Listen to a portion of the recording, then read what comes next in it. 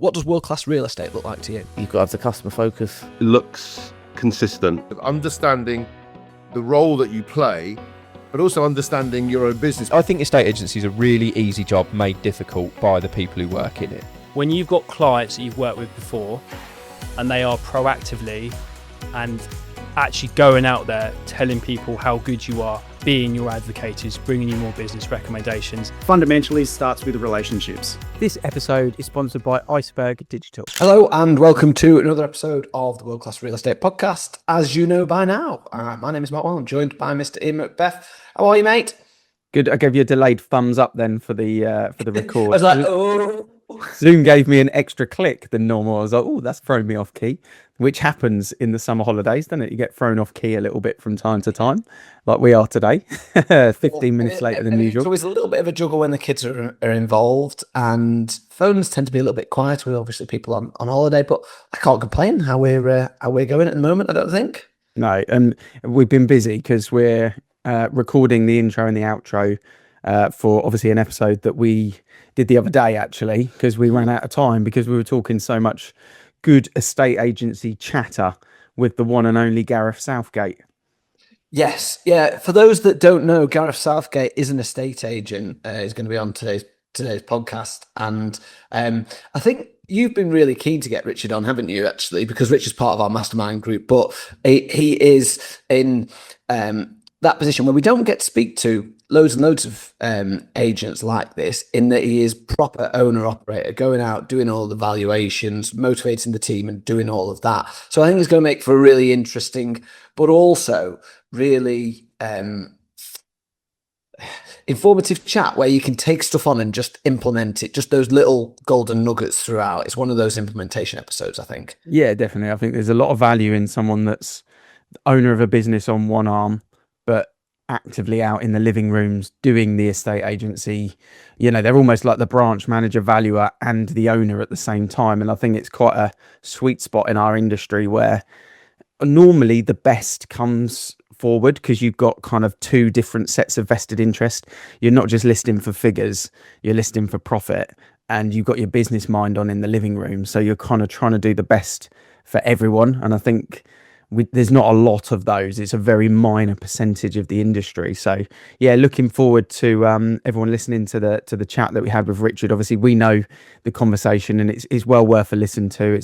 I think you had some notes out as well throughout the episode that you mentioned off camera. So yeah, should we dive in? Let's get him in. If you're an estate agent listening to this, I want you to think about something for a second. Are you and your team busy, or are you actually being productive? Because most agencies right now are drowning in admin, juggling disconnected systems, chasing portal leads, and wondering why profits aren't where they really should be. Iceberg Digital have taken a completely different approach. Instead of selling another CRM, they've built what they call an AI operating system for estate agents, combining prospecting, marketing, CRM, compliance, even websites into one connected ecosystem. The goal? To increase your revenue per employee, because the agencies that win over the next few years won't be the ones working harder, they'll be the ones working smarter, with systems that actually do the heavy lifting. If you want to future-proof your agency instead of just surviving the next market shift, go and book a demo at icebergdigital.co.uk. That's icebergdigital.co.uk. Richard, welcome to the show. Everyone will know you as Richard in the estate agency world. We obviously have a different terminology for you, which we'll go into at some point in the podcast, just to add a little bit of engagement off the bat. But how are you, mate? How's things? Yeah, I'm really good, thank you. Yeah, enjoying some nice weather and no rain, although we could do with some. My hanging basket needs a bit of rain. But yeah, other than that, it's good, thank you. How are you guys? How are you both? My mum supplies me with hanging baskets, and then I'm under severe pressure to keep them alive through summer. I'm terrible, and my wife is terrible with plants. So give me a little bit of PTSD talking about hanging baskets, actually, because I'm thinking, when was the last time I watered mine? If my mum comes over, I'm in bother. But other than that, I'm good. Give them a little bit of feed. That's what you need, a little bit of feed. Yeah. Look at this estate agency chat talking about how to improve curb appeal on your house. That's absolutely. straight into it, aren't we? I'm more like this. I'm more artificial like this, just you buy them once and they just stay there forever. It's great. Not an area of expertise or skills that I have, definitely. Richard, thank you very much for coming on. We'll dive in. Rather than talking about hanging baskets and curb appeal, we'll start as we always do. What does world-class real estate look like to you? Yeah, it's a really good question that I've been thinking about for obviously a few days, and I think to me it's doing those basics right consistently all the time. And I think selling houses for 20 years, obviously I've learned a lot and been through quite a few things, and I just think if you do the basics right, the job isn't, people make it too hard sometimes, and I think just the basics consistently all the time, and I think being truthful with people, having integrity is kind of what sits with me, and that really is for me the bulk of it, and just doing what you say you'll do. You know what I mean? It's just kind of really simple, but when you break it all down, that's kind of the real loose, open-ended version of it for me. I think consistency in that is key, and sometimes when we can end up being reactive, that makes it difficult to do the basics well. But when you talk about the basics, what do you think, if you have a new team member come and join you, or someone with experience, which sort of basic skills will you be looking for them just to try and do right? It's all right to say do the basics right, but what are those basics that you think make the absolute bedrock of so I mean, even just look, it could even just be as simple as just real basic, but just message taking. I mean, even just getting a quality message, I mean, that is the most basic thing you can do. But I've employed many agents that have worked for other people and they can't even get a proper message done. Maybe it's just booking the valuation in, and there's a process that has to follow. And if I book a valuation in, then I'm pretty happy with 20 years of booking valuations in, that I'm going to do it to the standard that I want. But I've known agents that have said, we didn't even use a form, or we didn't even have the set questions to ask, or just all sorts of stuff that you think, wow, that is quite shocking that you're not doing a set thing all the time. And I think probably the harder bit is getting those other staff, maybe your administrators, maybe your weekend staff, that have also got to book in that valuation as well as you can. I think with the basics as well in the state, because that we probably get that answer a fair bit, Mark, in a different sort of version from time to time. Shows the bar in a state agency in UK, doesn't it? But it's easy to kind of think, that's not difficult, but actually it is bloody difficult, because there's so many parts to a state agency, and I don't think the public often realise that. And definitely when you get a new starter that hasn't been in agency, and they 4 weeks in, they go, "There's quite a lot to this, isn't there?" Because they don't realise how much actually goes into what we do and all the different steps along the way. It's harder than just going on a diet and losing a bit of weight, where you've just got to walk a little bit more, go to the gym 3 times and not eat as much, because that's the basics of losing weight. But actually in a state agency, the basics of being world class and doing the things consistently we could list probably over 250 things between us on this podcast for the next 2 hours if we wanted to. There's that many things. Is there anything other than the message taking side of things in the industry in general, and kind of 20 years of doing it, there's probably over 60 years between us. What are the things that kind of stand out to you that you think generally estate agents don't necessarily get right that we could really improve on? Is there anything that in those basics you think, if the industry just cracked this one thing and we were consistent with it, that would make the world a better place? Is there anything that kind of springs to mind there that, I think definitely with you guys did a podcast on sales progression recently, and I think sales progression is one that I think exceptional agents are really good at, and they are helping people with their house move. And it's probably the bit that I think a homeowner, when you're in their lounge with them talking about their house valuation and stuff, is the bit they probably underestimate, and I think they undervalue that part. And I think a lot of agents that I deal with and we deal with get it wrong really badly. I bought my house 2 years ago and my experience was appalling, I think is probably the short version. And the agent spoke to me, I think 5 times in 4 months of buying the house. and it's just disappointing, isn't it? And I think that's where most agents could do better, is if they just help out and keep in touch with their clients. It's easier said than done, and also when things go wrong as well, like if the house, it's all good when the house sells and it gets viewings, but when it's not working, I think, let's be honest, the most common reason people swap agents is because their current agent's not ringing them.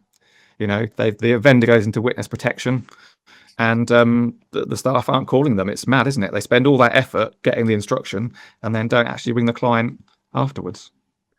Do you think that's because agents aren't brave enough to ring them and say, look, there's nothing going on, or they aren't invented to say there's nothing going on, but I've done this to try and generate it? Because I think you're right. I think if you spoke to clients who moved agent, it would be not that it would be a bit of this as well. We've not had any feedback or what have you, but they're not speaking to us. They've not spoken to us for 2 months, 3 months, whatever it might be. Why do you think that is? And how do you encourage your team to have maybe some of the more professional conversations if it's not going well?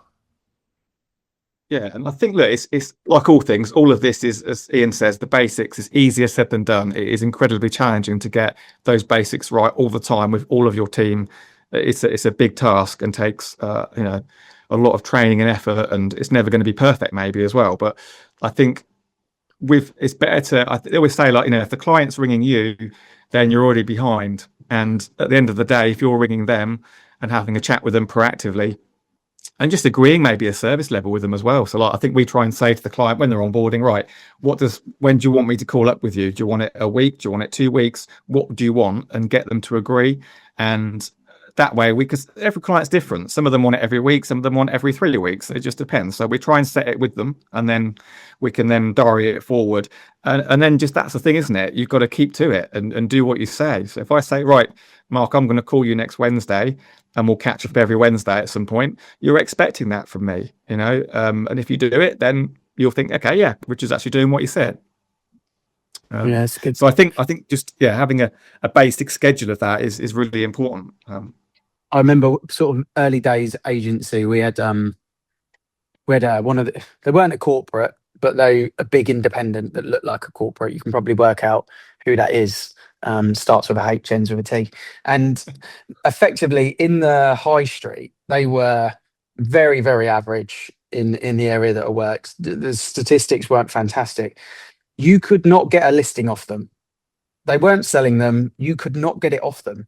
And it was purely because the manager at the time would just have touch points with his sellers all the time. Every other day, touch point. Even if there was no news, they were always happy with them to stay with them because they were always in contact. And you couldn't tout a listing off them, even though they were kind of, in a town where there were 9 agents, they were maybe 7th or 6th in market share, and statistically they were very average. But you just couldn't tap them up. You couldn't get anything off them, and it was purely simply because the manager just stayed in contact with the 50 odd sellers that they had on the market, and that was the basic level of standard in the town that they were really happy with, because they just kept that communication channel open. So yeah, I like what you say in terms of those touch points, because it does show that that communication is the secret source of either a big complaint or the win that keeps you well done in the town. I just wanted to pivot slightly, because before coming on the call, obviously you've been where you've been for like over 20 years now, same place, and you've climbed the ladder. And it's very rare in the world of 1,000 estate agents, thousands of estate agents in the UK, that you kind of see someone do that. They're often jumping around a little bit more. So I just thought I'd ask, just from your point of view, in terms of attrition and, now obviously owning a share of the business, what's kept you A, in a estate agency, but B, in a estate agency where you are? What are the things that have really kind of kept you loyal to where you've stayed, and what are the good things that have kind of been shared? Because I think people will get quite a bit of value from that, because double decades in one place in a estate agency is like nearly unheard of, right? Yeah, no, you're right. It is definitely unheard of, and I think it's like most things, isn't it?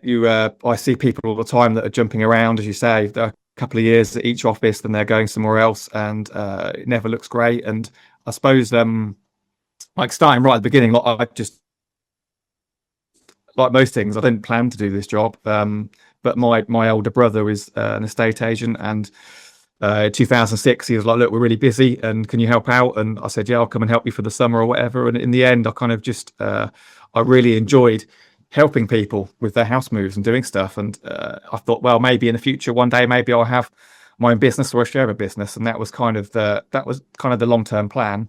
And it took 10 years. And I think the recession probably set me back a little bit because I was younger and didn't have working through that recession was incredibly tough. I'm sure you were working through it at the time, and it was really good grounding, but also incredibly hard. And to survive that, come out the other end was a big thing, I think. And so I've kind of been with the business for a long time. Obviously, became a partner in 10 years ago, and I think why I've stayed here is a couple of things. One is obviously my brother is a partner, so that is a thing. We get on well together. We work well together. But also the name we've got a good name locally. I've grown up locally.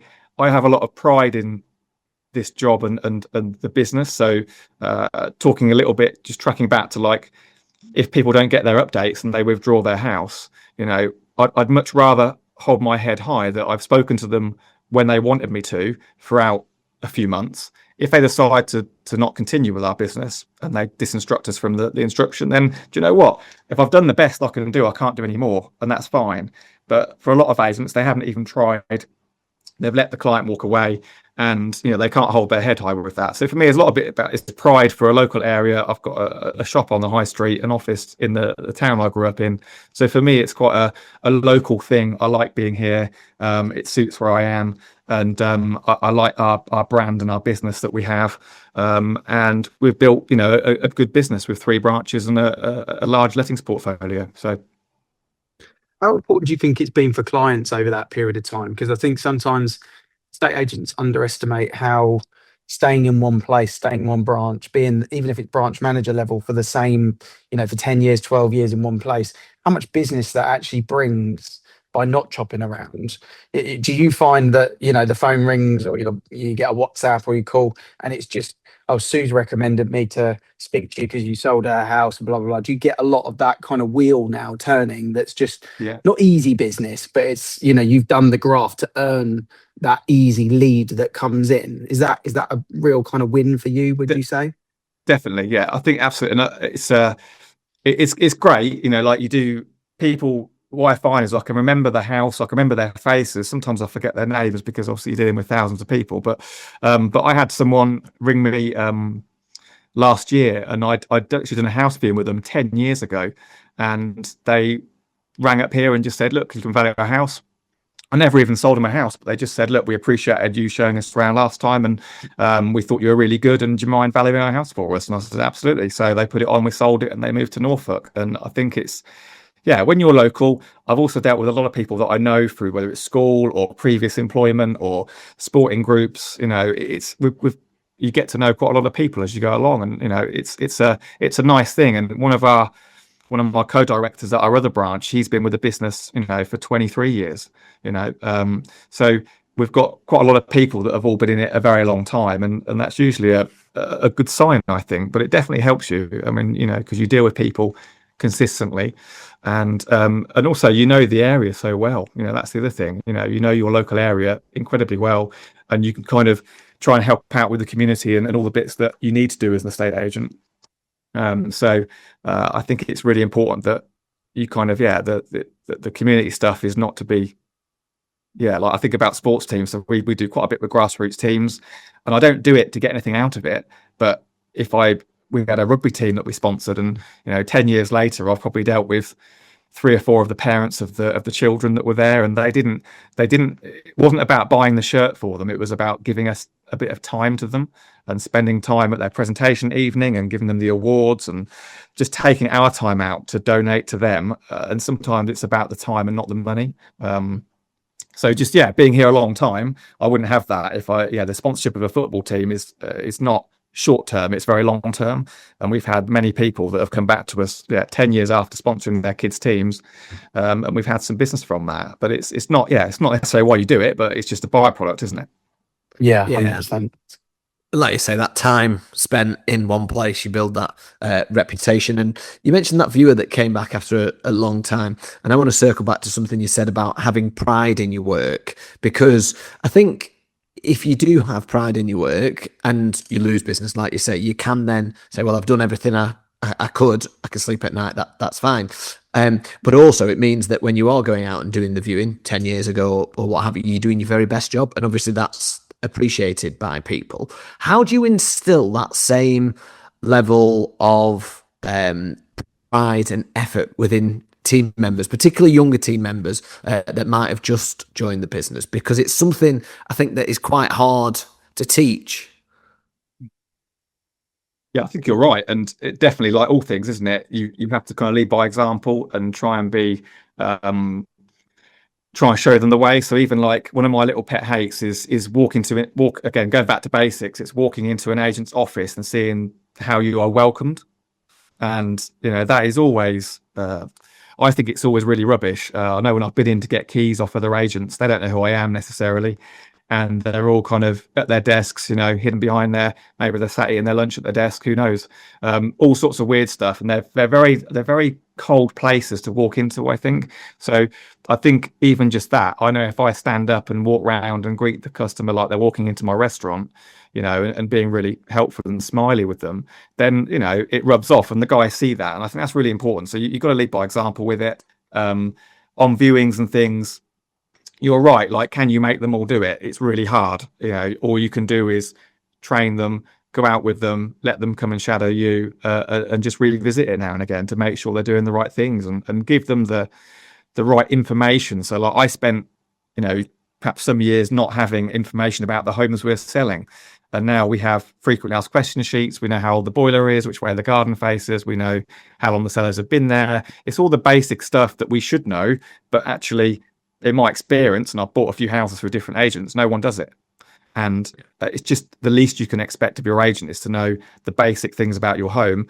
And we take the sheet with us. So even if I list the house, I'll still take the sheet with me because I can't remember everything. So we take it with us and we're informed, aren't we? So there's nothing worse than walking into a shop or a restaurant or somewhere like that, and they're there, but you just not acknowledge. Like, even if they're busy, be with you in 1 second, no problem.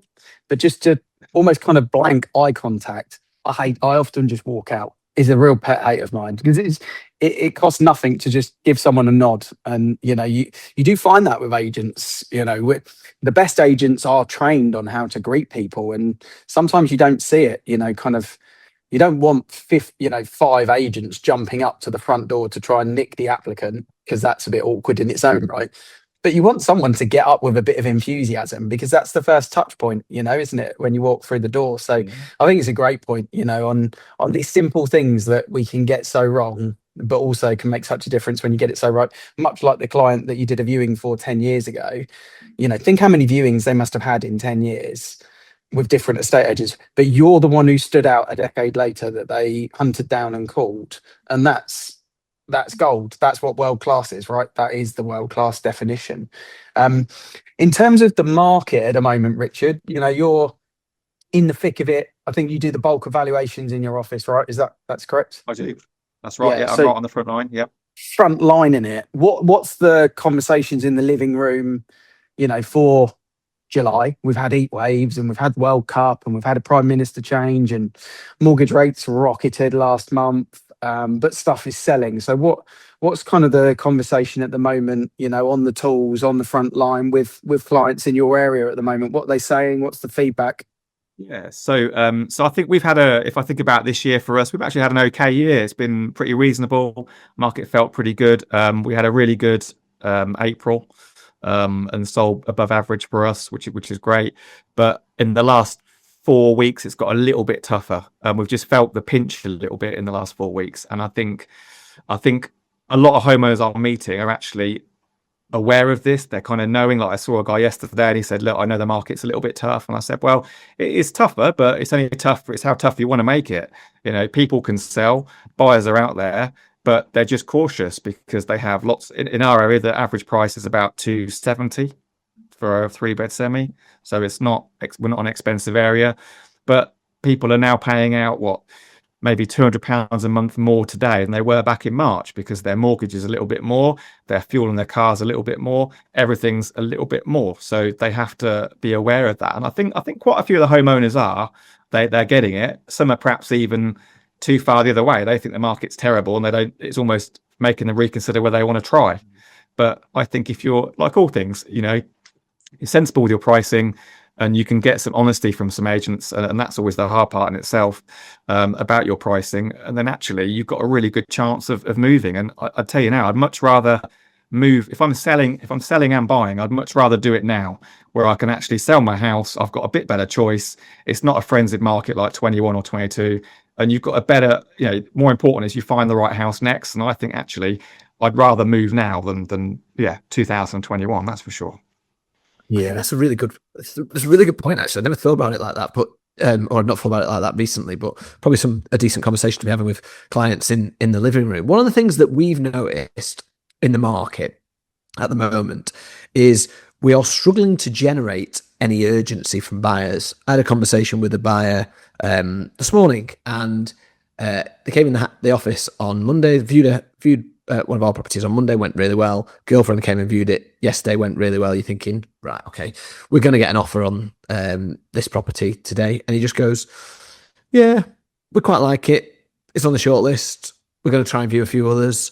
And that's really a conversation where I would have hoped to extract an offer after 2 viewings in quick succession. But there's so much choice out there for buyers, and I don't think they feel competition from anybody in terms of they think they've got a free run at the house. Is that something that you're seeing in your area, Richard? And if so, what sort of things can you do to overcome it? Yeah, definitely seeing it. I think again they've got choice, right? I mean, our office we've got over 50 homes available.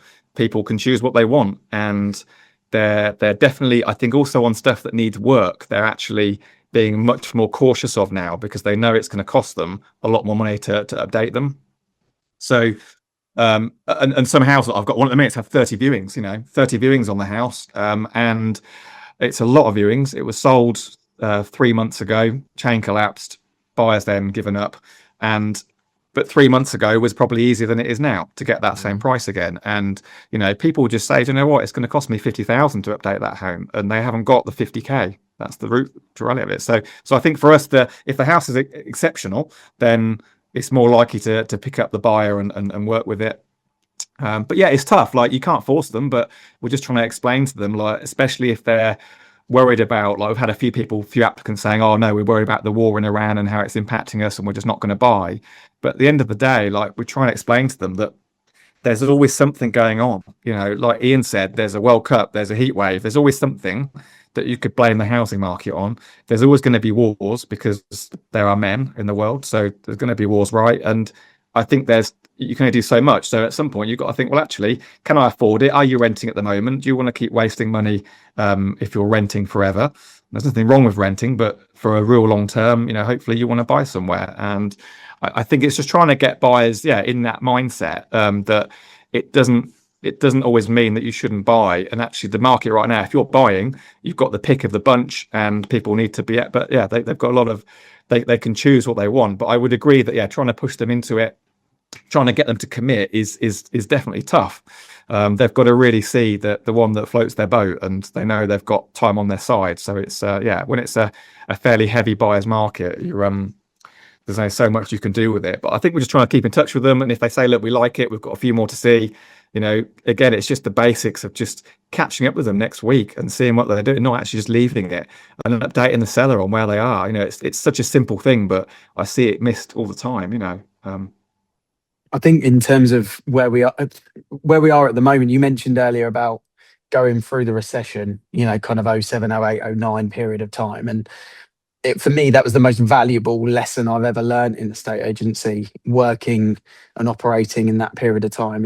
It taught me skills that in life will just be valuable forever, but it also teaches you how to pivot and how to action and what's important in this market. And I've always felt that there's a lot of busy agents out there, and busy agents fill diaries. And that's not what you need in this market. You don't need machine gun agents that are just going to fill diaries for KPI reasons. And we have to remember and strip it back to what ultimately the target is. The target is to help people move. And if you're filling your diary with appointments that aren't going to help people move, then you're just a kind of a busy fool. But I think when you haven't worked in those efficiency-led markets like the '07, the '08 period of time, and some of the others that have gone, and people the generation above us will mention different markets that were even tougher, that we probably, were running around on our bikes looking for people to play football with at the time. But those markets, they really kind of put a bit of DNA into you. And I think that's what teaching people at the moment, because I see what Mark's saying there about like buyers as well. Buyers now, I find a lot of people don't take action just generally in the era that we live in. There's not a lot of action kind of led personalities anymore. Everyone's kind of waiting for someone else to take the lead. I had it this morning with difficult situation where a car had hit a deer, and I was running past, and these two like 20-year-old, 25-year-old girls were on the side of the road, and the deer was in the middle of the road. The car was blocked. They kind of flagged me down on my run, and they were like, "Oh, this car's just hit this deer and driven off. Can you help us move it?" And I was like, "Yeah, sure. Like, have you got a bag in your car?" Grabbed a bag, moved the deer onto the side of the road. They said they called the council, and I ran off. But it's like, why are you standing around? Like, why just move the deer off the road? Like, I don't see what the problem was. But that's kind of a bit of an action-led sort of scenario. And I think we have to help buyers with that. We have to kind of almost be their manager in their move as an estate agent now, because I don't think there's as much action as before. But that means that we have to give them a lot of information at the same time. So I think it's a good point. Busy agents can fill diaries, but we're ultimately here to make people move. And sometimes you only need that one viewing on that one house. You said it the other day, Mark, with a house that had not had a viewing for 8 weeks, I think it was. It's finding the bits that are going to connect the dots rather than just scattergunning, I think. But that's not an easy thing to teach. I would imagine that's probably one of your biggest frustrations when things get tougher, Richard, is teaching that part of agency when you haven't really experienced it. I always used to find that quite difficult. Yeah, I mean, it's like I guess it must be a generational thing, isn't it? Where, like, I remember when I was younger, I'm sure people of my parents' generation were like, "Oh, you youngsters don't work hard," and all this. And now I'm kind of in that boat where you feel like the younger generation, they're not the grafters in the same way that maybe we were. So yeah, it is tough to pass it on. I think you just try and lead by example, try and always show the way, and try and make that infectious, and hopefully that the people that have the right attitude towards things generally pick it up a lot better. And that's the key, isn't it? If their attitude is right, then you're a long way forward. Is there anything that you're using at the moment to help with that? Is there any kind of prop tech, new tools, systems, processes? Is there anything you brought in this year that's helped you have a successful year, where a lot of agents are struggling to have a successful year or have a positive year? You're obviously having a positive year, which is great. Everyone always wants it to be better. But is there anything any little weapons or tools, anything that you've dropped maybe or said no to? But is there anything this year that you would say, this is why we're above the parapet and above the average in this year so far? Yeah, do you know what? Like, we haven't got loads of tech and stuff in our business. We look pretty old school, maybe, I don't know, but we don't have we don't use lots of the AI and all the tech stuff. Obviously, we keep an eye on what's coming up, but it's trying to find the right things that work for you. And I think for us, we've recently joined the Ethical Agent Network, which we really like the model of that. We like the mantra behind it and what Jerry's doing with that. And there's the WhatsApp group for it, and other, again, like, being better is agents sharing stuff and just helping each other. And we found that a really good thing for us. It's good. And I think that and just the basics of just, like, we keep pushing Google reviews. We've just had our just over 300 reviews now in our office. And, it's such a small thing, and it's only basic, and Google reviews are free as well, but they're what everyone sees. And when I'm going out to clients and saying, "Oh, who's recommended me to you?"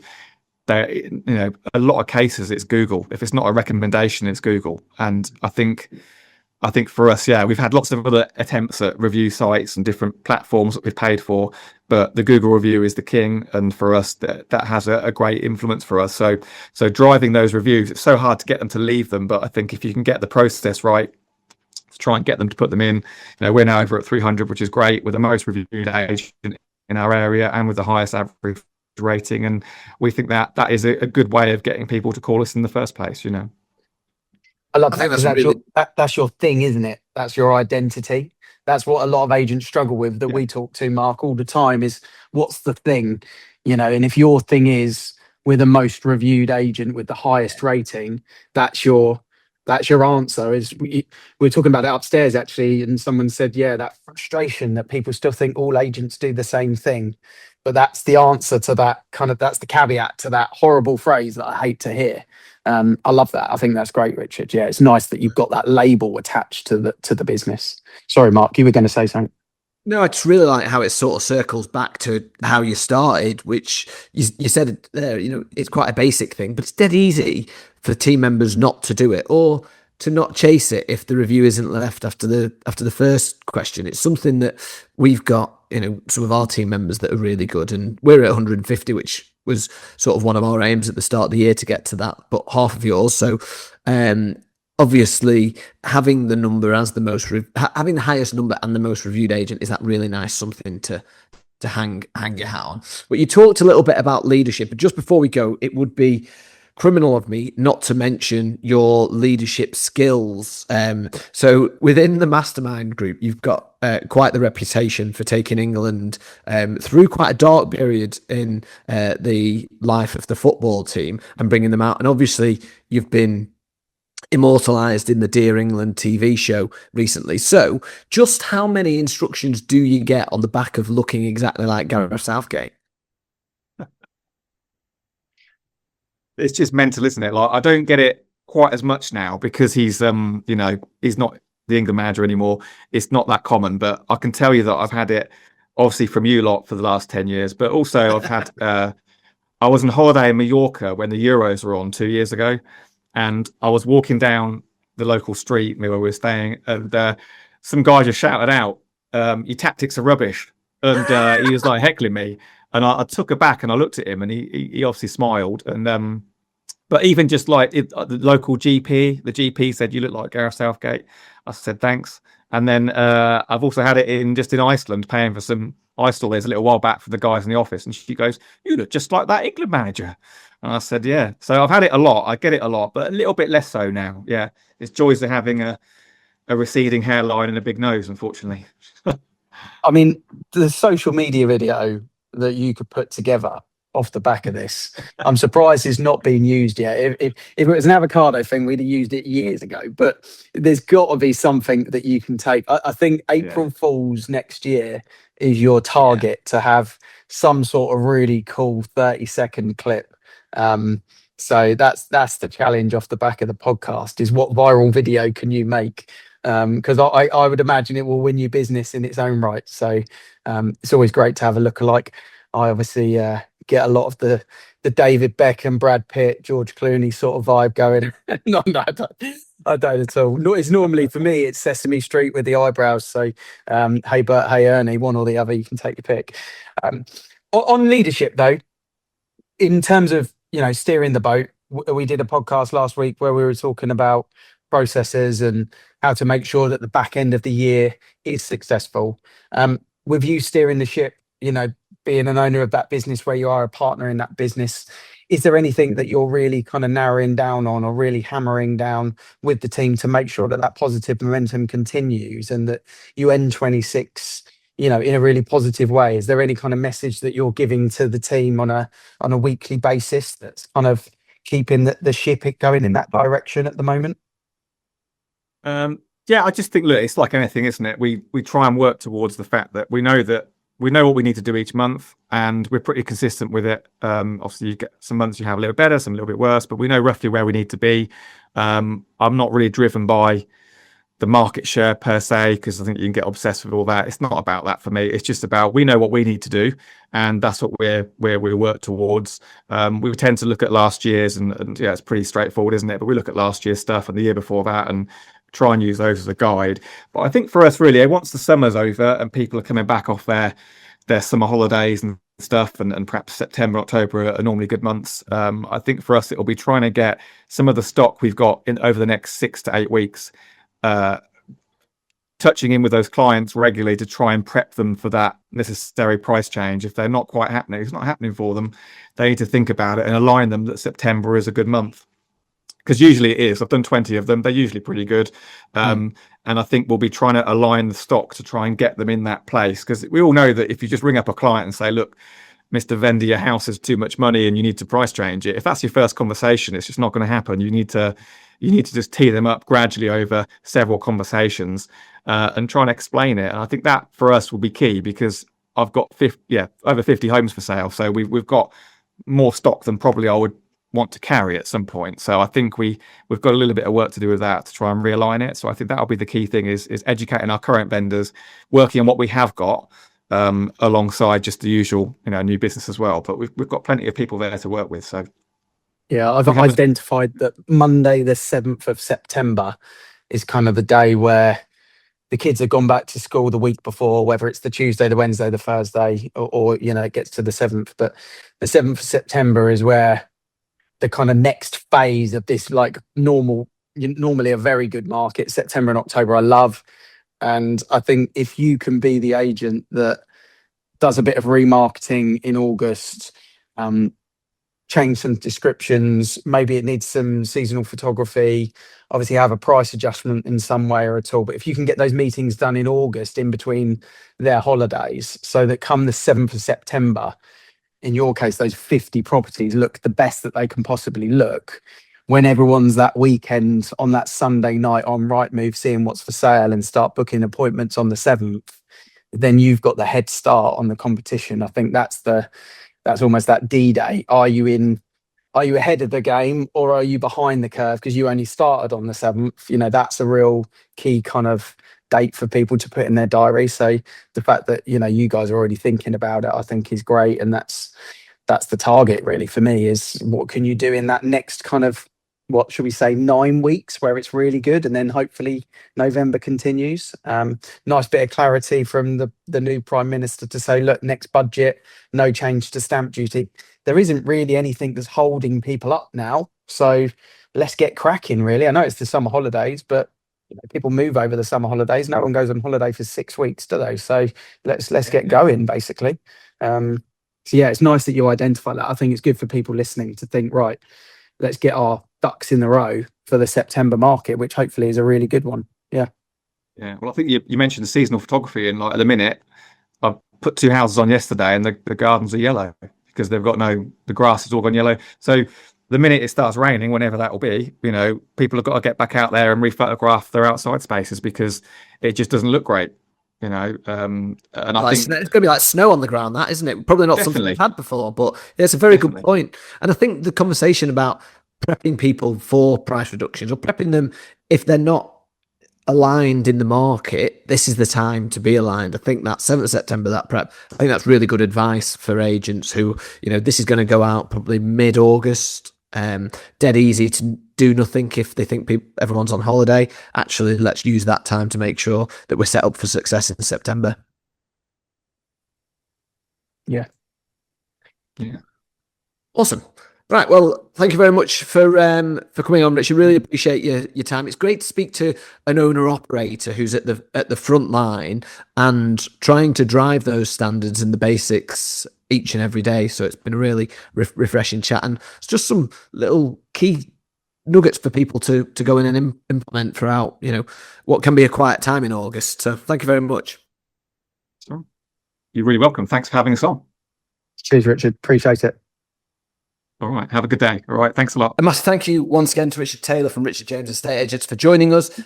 We said on the intro, we recorded this a couple of days ago, but I have got a few notes that I just wanted to reflect back on, because I think we are quite lucky to have chats with people like Richard, because actually certainly I am, because from my perspective, those are little things that I can take away and implement straight away. And I actually did, after we spoke to Richard on Thursday, I literally went downstairs and said, right, T, this is what we need to be doing. So those are just some of those episodes that we do, like this one, really really, really impactful, really just a lot of stuff that you can implement straight away, basically. It's just action straight off the bat, isn't it? What were the kind of three things that I know there was one thing that you were quite keen to kind of go and speak about straight off the bat? Was that to do with the first Monday, the first full week that the kids have all gone back to school, just making sure that you've got your stock with its ducks in the row? I think that was what you were kind of quite keen to do. Yeah, that was, and that's exactly the conversation that I've had. And in fact, I'd say I did it on Thursday. Spoke to them about it on Thursday.